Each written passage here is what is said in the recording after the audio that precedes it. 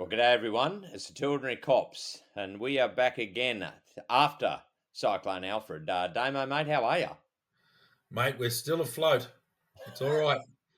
We didn't get, we didn't get a lot of wind, but I think we got more rain than Queensland, so that's saying something. No, it was a good. It was a bit needed. It took about 100 mils for our creek to even start rising, but I think we ended up with about 600. I think, and Dorrigo ended up with 1100 mil, and the Dorrigo Mountain is still shut from all the landslides and stuff. So no, it's been all right, mate. Yeah, it was good. I enjoyed it. There wasn't much. You couldn't do much outside. It was pouring rain. So how'd you go, mate? How was Brizzy? Well, mate, Brizzy really didn't get much at all. We got a little bit of wind, not so much on the Friday night, but on the Saturday night. Yeah, we had. I mean, it was. I wouldn't say it was strong wind. I think we lost power for about 5 hours. That was it. Our internet was a bit on and off, but so we actually played. Miriam and I played Monopoly for 5 hours under torchlight on the Saturday evening. But no, mate. Apart from pouring rain, there was a little bit of wind, Hang but on, hang on. Who are you and what have you done with me, mate? You played Monopoly. yeah, mate. Yeah. Hey, Christchurch edition. Crotch, that's the go. Yeah. Yeah. So did you wiggle it just to make it feel at home or what? Yeah, well, Oh, it was on an uneven surface, mate, so it fitted well, in that's the pretty main well. thing. A little bit of liquefaction every now and then. They like that word. Yeah. So Maybe still too soon. I don't know. Yeah. probably always, mate. Yeah. Yeah, no, but no, it was pretty good. We had a lot of rain. I think the funniest bit is all the comments from people. I suppose they haven't really. When you've got experience like we do in, I suppose, natural disasters and or being in the police and actually being part of that team, you understand a lot of the goings on a lot more than the average person. But I think one of the funniest ones is the armchair critics. That have no experience in the game, but think their opinion matters. Oh, yes. Yeah. Well, it's funny. It's like there's a lot of volunteer organisations. If you're such an expert, get in there and fix it. Mm, Go and volunteer. Go and join the SES and go and deal with it. yeah, But yeah, I had a pretty enjoyable. It sort of rained here non-stop for 5 days. So the creeks came up. Like our creek, that's normally about 60 centimetres wide, was about probably 10 metres wide. Um, the Guy Fawkes River at Ebor was probably the biggest well, it definitely was the biggest I've ever seen it. There was a couple of old locals who'd seen it a little bit bigger, and one old bloke who's been there forever, and he's seen it up and where the car park is now for the pub. So yeah, that's massive. And you got to remember, we're right on top of the hill, so everything that rains there's only got a really short catchment. yeah. Just That's to show right. you how much rain we were getting, um, it was just bucketing. There was just heaps and heaps of rain. So for that amount of floodwater from such a small catchment, it's pretty impressive. But on I think it was the Thursday. A mate of mine in the RFS as well. He said, "Oh, mate, we should probably go and just make sure that chainsaws are sweet and everything else. Because I mean, the chainsaws are something you maintain every now and then, but we sort of always check the pumps and things like that to make sure the trucks are good to go. Not all the time. You just drop into the shed and check everything. So anyway, we turn up and Ebor's got no power, so we go in there. We can't see much, but he started the chainsaw. It worked, and I found a little problem that I rang through, and all of a sudden they're like, "What's going on in Ebor? It must be all happening." And we're like, "Yeah, it's pouring rain, but we're just going to duck down and do a welfare check on Budgie at the pub." Yeah. So we dropped into the pub on Thursday. Anyway, we walk in the door and he goes, "G'day, boys, how are you?" He said, "There's a beer in it for you if you can help me get the generator going." He's got a big diesel Jenny out the back, runs the whole place. So we walked out the back. He's got a broken arm broken shoulder bone somewhere at the moment.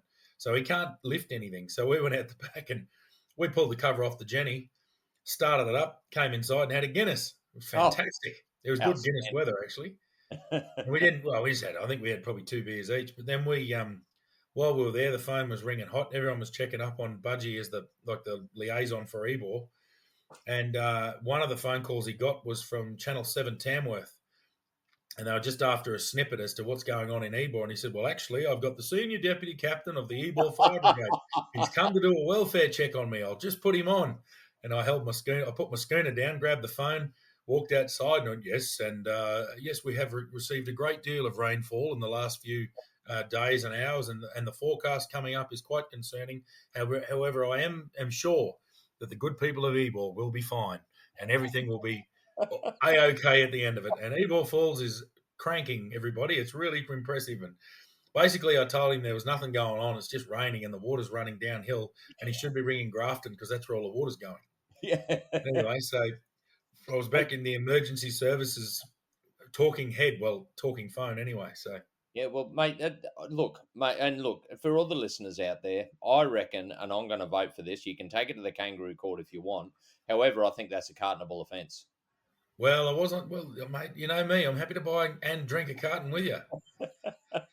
So yeah, no, I was on the news again, but I didn't, I didn't even see it or hear it or anything. I don't know if I was on or if I made it. I don't think it was that high quality, and there wasn't much to report. Just quietly, No, no, well, I think the that's weather reports for Ebor because of the really high rain totals that got people talking, but um, yeah, it wasn't harmful. It was a lot of rain and it just washed us away, so it's all good. yeah. I mean, you guys had rain over a number of days, whereas we Mm. really only had it over a day or day and a half maximum.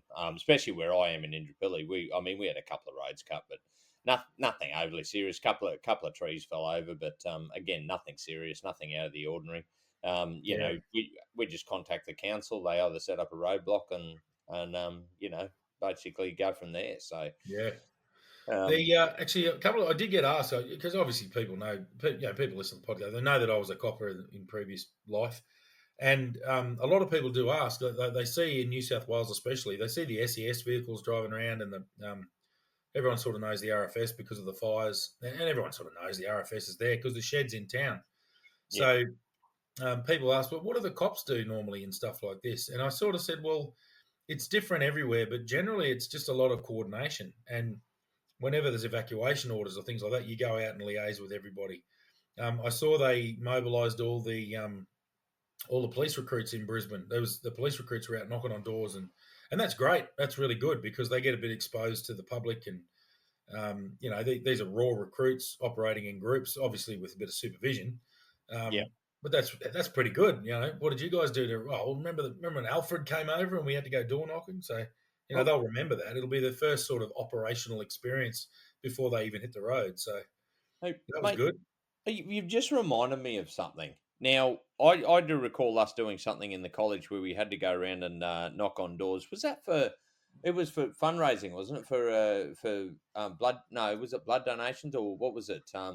We had to go on one Saturday or the Oh, bugger if I know. Yeah, I do. We had to do something. I have no idea. I can't remember. Well, do you remember what happened on the drive home? Because of course I was driving, and Di Brown, Sarge Brown.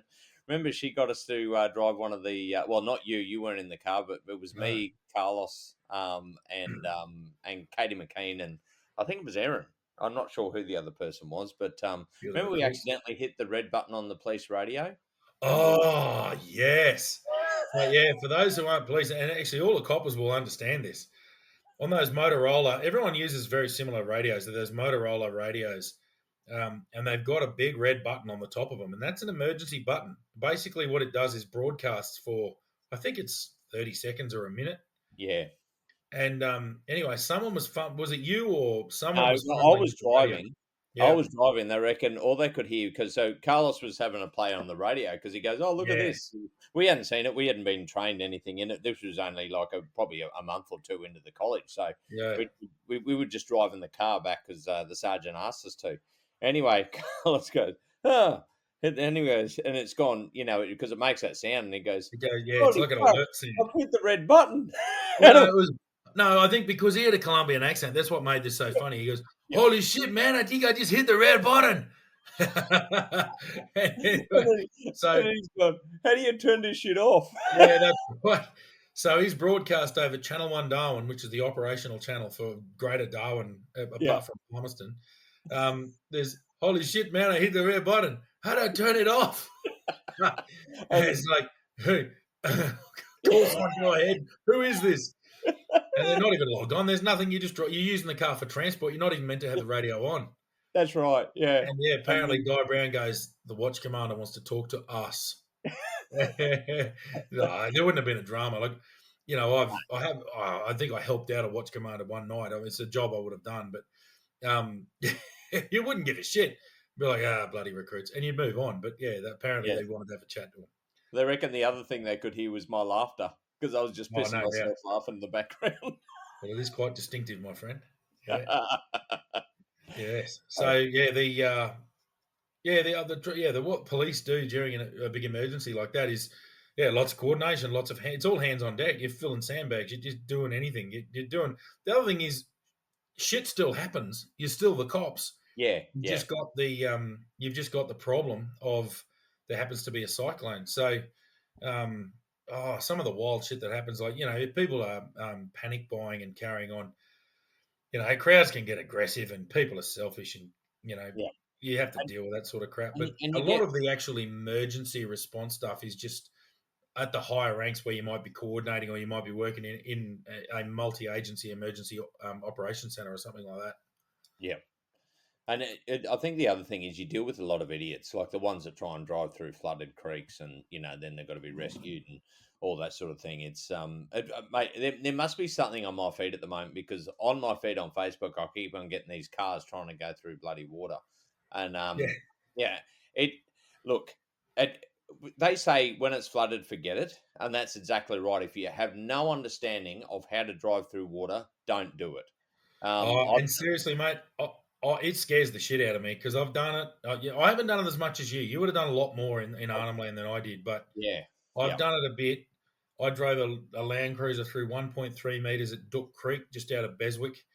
And the reason being is because there's Duck Creek and then there's the Waterhouse River, and they're about 5 kilometers apart. So there's a big area in the middle it becomes an island. Duck Creek wraps around and cuts the road there, and then the Waterhouse is like 2.5 meters over the road and pumping. You would never go through there, yeah. but Duck Creek becomes a big lagoon, so you can drive through it. The road's really well built up. It doesn't flow and it doesn't wash away, so it's just very, very deep. Yeah, We had to go in the middle. There'd been a stabbing in the middle, and the offender was still there, and we didn't have a lot of choice. I mean, we did have a choice, but we risk assessed it and we did it. Anyway, I reckon it was about a week later, the floodwater was still up, and it was only point 0.8 this time. So we thought, oh, this will be right. We went through 1.3 and it was no problem. Well, when we went through the 1.3, the water was dead still. When we went through at point 0.8, it was just ever so slightly moving. It wasn't flowing hard, but that yeah, was enough to make me very uncomfortable in that ute. And I just don't even do it. It destroys your car, for one. yeah, yeah. And secondly, there would be nothing more terrifying than your vehicle starting to move. And it doesn't take a lot of water to float a car. No, especially and especially for the two-wheel drive Hiluxes because they were dual cab. You've Oh, got a lot yeah. more, yeah. So you've got a lot more buoyancy in them. And I remember, like, I actually drove one through. I mean, I drove through them all the time. It was part of my job out bush. I've A got lot of some. those roads, they were permanently under the crossings were permanently underwater. Yeah, mate. Yeah, Yeah. yeah, yeah. Exactly. So I was going through river crossings all the time, and sometimes, like in the cruiser, I've been through it over the windscreen wipers heaps of times. Yeah, bugger However, yeah. that. However, I've look in saying that, I know what these river systems are like. I know exactly what's underneath. I know how to go through them because that was my experience out there. Like it's not like I'm trying these for the first time. I like there was one I think it was the Blythe River, and it was up pretty high, and we're sitting there going, oh no, I wouldn't trust it. Anyway, I was talking to some of my Aboriginal mates out there, and they said, oh no Ben, it's easy. They said what you do is you drive 50 k's upstream and then you enter the river. You actually drive down in the river 50 Yeah. meters. So and it's like it's up over the bonnet, but the river actually pushes you down, and you just slowly edge your way across. Um, Yeah, yeah, but they do it in Falcons and Commodores, mate. I've never seen anything like it. oh, they're incredible. The They white like fella gets washed off in a bloody Land Cruiser, and yeah, old Aboriginal bloke from out in the bush. Yeah, you fella's no good. He just float it down the river and just drive it back up like a boat. that's right. They're Oh, incredible how they get that performance out of those cars. But I will tell one actually. I was coming back from Maningrida, and it was the start of the wet, and I was up there. I had to help out with the job, and anyway, it was starting to pour down rain, and I said, "Oh, I better go because once those rivers are up, you probably can't get the cars through for about 3 months. It's yeah. it totally locks you out." So Anyway, I thought, oh geez, if I don't go now, I'll get stuck. And it was just after dark, and I got down to the Cadell River. This one was, and anyway, the Indigenous folk, mate, they weren't game to go through this river. It was getting pretty high anyway. I'm going, I'm going to have to do it. So, and I knew there's a big rock, so you've actually got to drive around a rock in the middle of it, and this river would have been 50 meters across. But it's Yeah, not overly deep. Like it was up over the windscreen wipers. I remember going in, and of course, as soon as I went in and the headlights went underwater, it's completely dark. So it's pitch black. So yeah, you can stick I'm that, actually, mate. I'm just driving from my memory.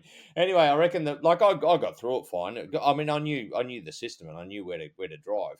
But it was, I think the funniest bit was the the locals kind of look at me going, "That white man's crazy." Yeah.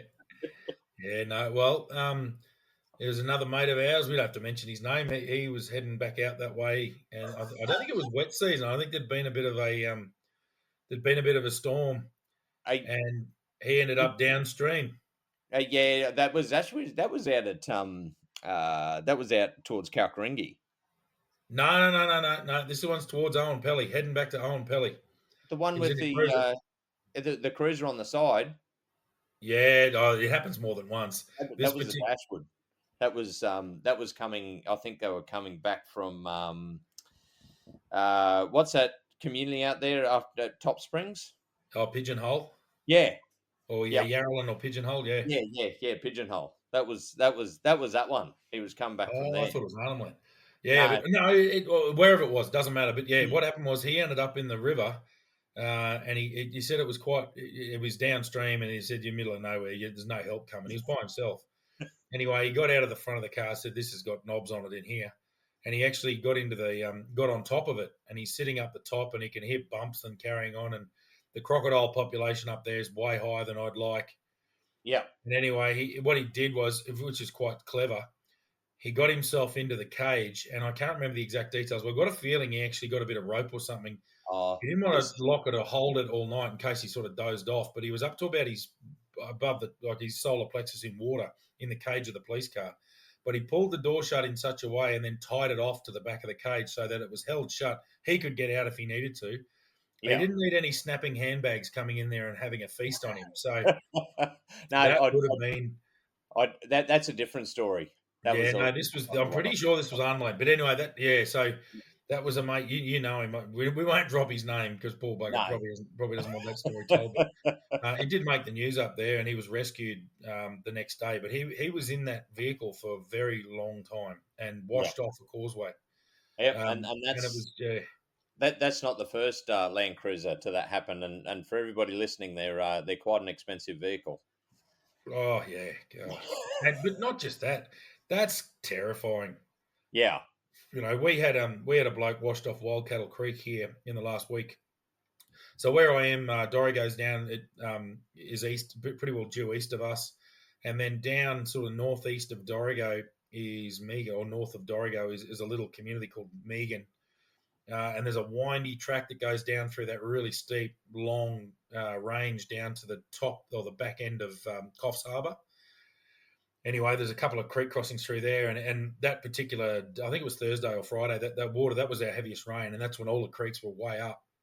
And he went to cross Wild Cattle Creek, and just the sheer momentum of that crossing, there was no yeah, way he was getting across. He was washed off. Apparently, rescuers were there pretty quickly, and they had him in it. He was holding onto a tree, and they couldn't get hold of him. They couldn't get to him, and he let go and was washed away. And unfortunately, they found his body about 6 hours later. So that's only last week, and yep. that's what happens. So it's And yeah, look, it's not. It's got knobs on it, Schultzy. oh yeah, that's why they say if it's flooded, forget it, because people don't understand the power of a current. The Mm. depth. I mean, if you're in a Land Cruiser, it's got a snorkel and all that. The depth's not so much the issue. If say if it's up to the bonnet, but the flow of that water is. Oh That yeah, that's what will get you every single time. So and it's you got to think. Yeah, you got to think about that sort of stuff, and it just ain't worth it. If you have no experience in driving through water, don't even try it. no, no. I did it from a kid. I mean, my dad was driving a small 3-ton truck. It was a petrol, mate, with no snorkel, and he used to drive it through flooded river, but he kind of taught me how you do it with the bow wave and all that sort of thing, and so I can do it. But the thing is, really, why is it worth it? No, It's never worth generally it. not. Generally trashes your vehicle. Like, you got to remember, we're emergency services. I only did Yeah. it because we kind of had to balance it up. It's the old saying of, do you? It's like an aviation saying is, does this flight have to occur? Yep. Well, I would say if you're flying for the RFDS and you've got a very badly injured person there and you risk assess and you can go, yeah, you're gonna go. But if you're going on a joy flight over Uluru, you're not going to go, are you? No, So that's it's, if there's a risk, if there's a weather problem or something. So it's the same with that. We yep. risk assessed and went, Yeah. well, we know the road can't be washed away. There's no flow. It's just deep water, and there's a person stabbed in the middle. So we have to do our best. Like, what? Yep. And it would have got to the point, look, we can't do it. We'll get a flood boat and we can get the boat across. But you got to risk assess all the time. But we had to sort of weigh up risk versus reward. Yep. And in the emergency services, sometimes it is worth taking that little bit of extra risk, and it's calculated, and you do it. Is it worth it if you're just skylarking and looking around? Nah, probably not. Or no, No, that's definitely right. not. So, and it's Well, just, I don't know, a lot of people will be listening going, just do it. What's wrong with it? It's like, yeah, that's all well and good until you're washed off the bloody causeway and yeah. these are fast flowing rivers. I grew up in Western Queensland. A lot of that slow moving riverine flooding, the water just comes up. There's not a lot of flow except in the actual channel of the river. Yeah. And yeah, they used to cross kilometres of water at point 0.6 or point 0.4 or point 0.2. I remember that as a kid. Yeah. But it was safe because the river wasn't very high. Yeah. But we're talking about flash flooding in hilly areas where the water flow is out of control. There's no way I wouldn't be driving across it. No. No. No, no, that's exactly right. I mean, all mine was done in the execution of my duty. I was, Yeah. especially after the cyclones, it was because I had to go and check all the outstations, make sure people are all right, and all that sort of stuff. And I'd do welfare checks and all that sort of thing. And yeah, I mean, but that's the joy of actually having people out there with local knowledge as well. You can't be a copper and just rock up there and think you can cross a river, even if you have got experience. You've got to know the river systems and how they work and where the roads are. So it's I mean, it's just experience. Yeah. That's exactly what you And need. listening So. listening to the locals. Yeah. No, Yeah, well, definitely. yeah. I mean, they know it best. They're just incredible. Actually, it was funny. The other day, I had while I was at the pub. I think I mentioned this beforehand, but we're at the pub, having just checked the fire shed, and we were down there. And one of the phone calls I took was actually from the Armidale Fire Control, and they were saying, "Can you just give us updates?" So I was like feeding a bit of information back, anything relevant to do with problems around us, because it's a multi-agency response. So the RFS, while the place isn't on fire, there's still an emergency service with knowledge on how to run an emergency. So they're still involved in the situation. And the RFS, having local people all over the place, are a pretty good source of information. So we were providing intelligence back, and it was more being fed through the fire control centre to the SES. And anyway, one of the things was, just so you're aware that they're pre-positioning a rapid water rescue team at the Ebor pub. They're going to be just positioned there. And Yeah. I just laughed and said, why?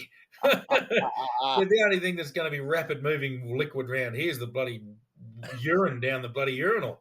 There's no, everyone's going to the pub. You can't do cattle work in bloody 3 inches an hour of rain. So anyway, but look, the reason they were deploying them there is because it was the western edge of the warning area. So the bad weather, or the heavy rainfall flood warning area, came out to Ebor.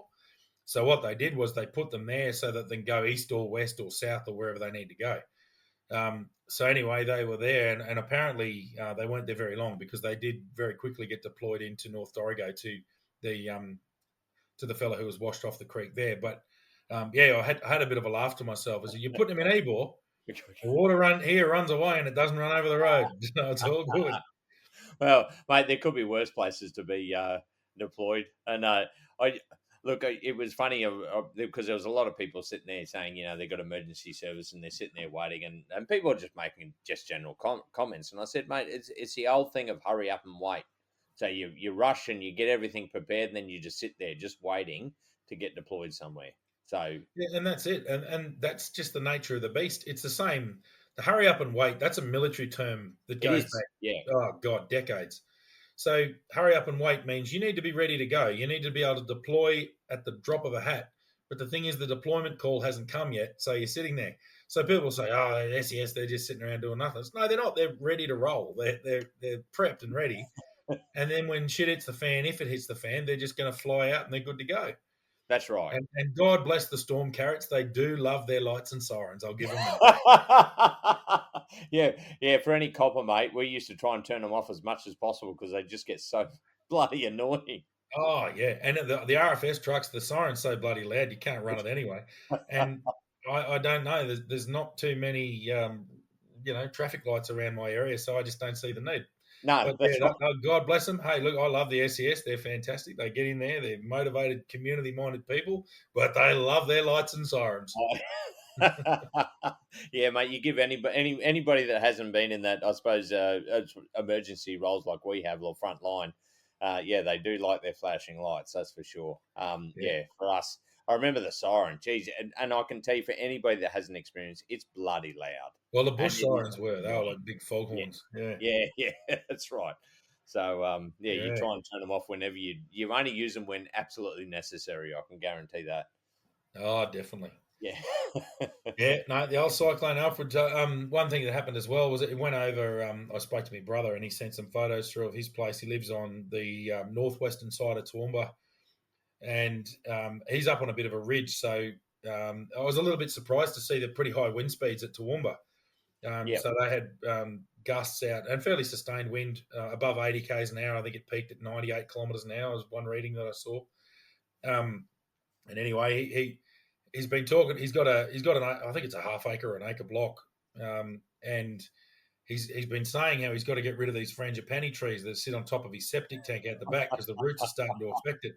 Well, good old Alf took care of that. Those trees are gone, and he had a fence panel blow over on his. Nothing major, no major dramas, but lots and lots of rain. And he said the wind just howled all night. So he said he couldn't really sleep because he said it was very loud, and he's thinking, oh, geez, maybe there is something to this wind because I don't think Toowoomba expected to get the wind impact that they got. No, They were no. expecting a deluge of rain, but I don't think they quite expected the amount of wind. So I know there was a bit of damage done in Toowoomba, but I think that the takeaway from it was that the preparation was spectacular. I Yeah. reckon the bit of a hats off to the combined government efforts, and I'm more than happy to slander governments. Oh, yeah, yeah, But credit where credit's due. I think Crucifoli, he was impressive. I thought he was good. He's yeah. out there, and I don't. He was calm the whole time too, which is really good. I don't think he didn't exaggerate the whole time. His little go to saying was, "We'll get through it." And I was like, "Yeah, well, yep." And there would have Yep. been a lot of people, especially in Brisbane in the southeast corner of Queensland. You don't experience cyclones. You get a No. lot of storms, or you do. I mean, but they're very, they're spaced out. I think the last big one was, I think they were saying in the early '90s, one came through, and then before that it was 74. So it's been a long time since a cyclone, actually a rated cyclone, came through there. So people in the north of Australia are very used to cyclones, and they're used to cyclone warnings every year. Yep. And I think, yeah, the people in southeast Queensland, there would have been a fair bit of apprehension getting around there, and northern New South Wales. And I felt very sorry for people in Lismore, like the poor buggers. They went through catastrophic flooding only 3 or 2.5 years ago, and Yeah. now all of a sudden here they are again. So I was thinking, shit.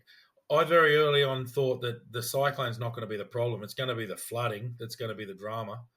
Um, and there's been quite a bit of damage to the beach, but I think in the scheme of things, it wasn't as bad as it could have been. So No, no, definitely not, mate. And you look, you're exactly right. They did handle it very well. There was early on when they were trying to predict when it came in, and I did make the comment. There was a couple of knee jerk reactions, not so much from the government itself, but when they closed down the dump, the rubbish getting picked up, which caused because it took an extra 3 days to get here.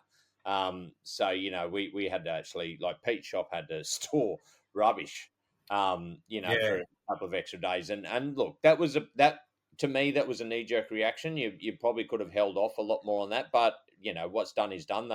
Mate, I'll tell you what though, they got to it pretty quickly afterwards, and I know we had so much there, so they got a massive skip bin at the back of Pete's shop there. Anyway, yeah. And look, we could Monday morning quarterback the hell out of it because the exactly. fact is, you don't know what's happening. No one knew what was going to happen, but no one No, knew what time it was going to come across or but, anything like that. but It was all up in the air, and I think that's always going to be the case. You do your absolute best, and it's never going to be perfect. No one will ever get that perfectly correct. no. It's the old damned if you do, damned if you don't. So, Hey, but I mate, you think cut on off a my whole whole, story. hey, oh, that's right. And it gives nothing to whinge about in the pub, No, mate. I got You a got to get. story for you. Oh, do you? Oh, there you go. Sorry, I couldn't hear you then. Go Yeah. again. So I was just saying that they got onto it pretty quickly afterwards, and the guy came up and we said, "Oh, can we once you empty it, can we just fill it up again? These are massive, like big industrial bins." Anyway, he goes, "Yeah, yeah, sure, not a problem." So so he dumped it in, and then we filled it right up again, and then he dumped it in again, and we gave him a couple of beers for his trouble. So it's probably not allowed. So we're not going to mention exactly where it happened because I'm sure there's some. Is something stopping getting gift or benefit or something from taking an Oh, extra that's dead set run un-Australian to not give a Garbo give an old good old Garbo a couple of beers for going the extra mile. That's just bloody un-Australian. away? No, good on you. That's good. That's a good story. I like that story, Schultzy. That is it. Yes, exactly. Yeah. So Yeah. no.